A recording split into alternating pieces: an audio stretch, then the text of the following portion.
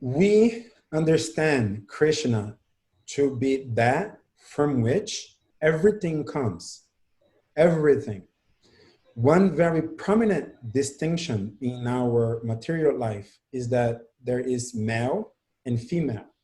We all know that by the age of, what, 7? We are really aware there are boys and there are girls. There's just two different things. But Krishna is claiming that he is that from which everything comes.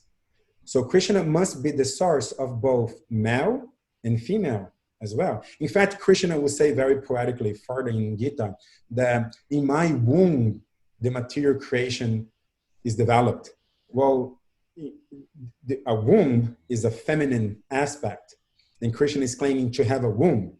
So that kind of highlights that Krishna is that from which everything comes. So Hare is us addressing Krishna's feminine energy.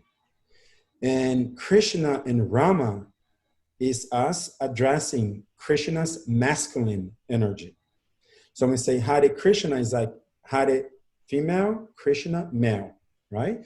So acknowledging that Krishna is everything is one part of that.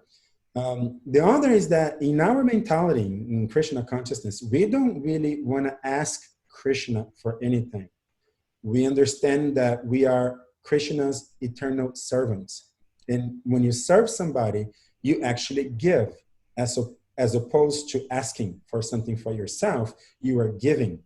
So when you say Hare Krishna, we are simply asking Krishna to engage ourselves in his service. We're calling out, hey, Krishna, Krishna, Hare Hare. I'm addressing Krishna. It's like, hey, I am calling out for you. Why am I calling out for you? Because I want you to engage me in your service. So that's the move. Another aspect of this mantra is that Krishna's name, or Hare, which is Krishna's female's energy, is none different from Krishna, meaning that in the spiritual world, his name, Krishna, is absolute.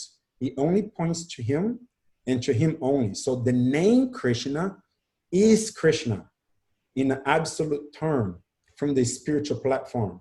As opposed to me, for example, my last name is Souza. It's a very common name in Brazil. And it is certainly relative, because if you say, hey, Souza, there will be like 10 of us who will look, but which Souza am I talking to is relative.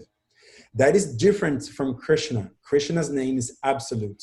Krishna's name is Krishna in the spiritual world. Like, yes, you can see many people named Krishna here in the material world, but in the spiritual world, where that sound vibration actually originates from, that Krishna actually is Krishna. It's absolute, it's not relative.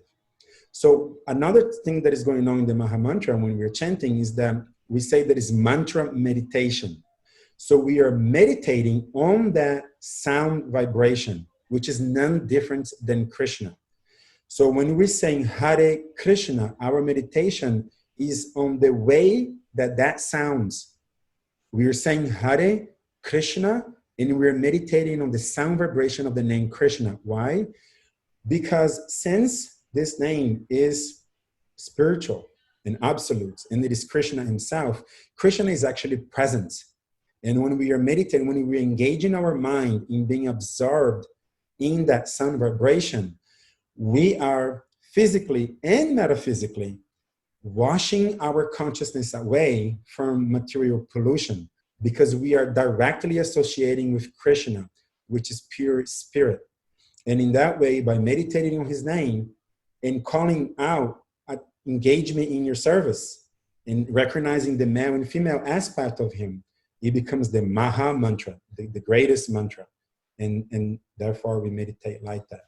Does that make sense? Oh yeah, that's a wonderful description. Thank you.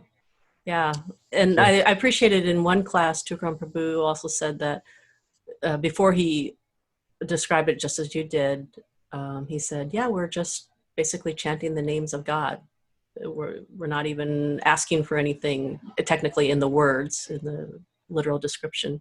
So it's it's mystical what it does for me, just chanting it. I can be in the worst mood when I start, and everything just kind of dissipates.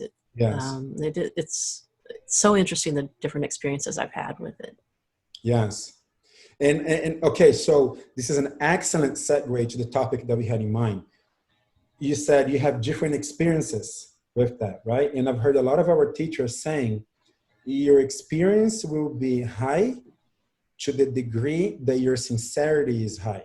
So the more sincere you are, the higher experience with the Maha Mantra will be for you.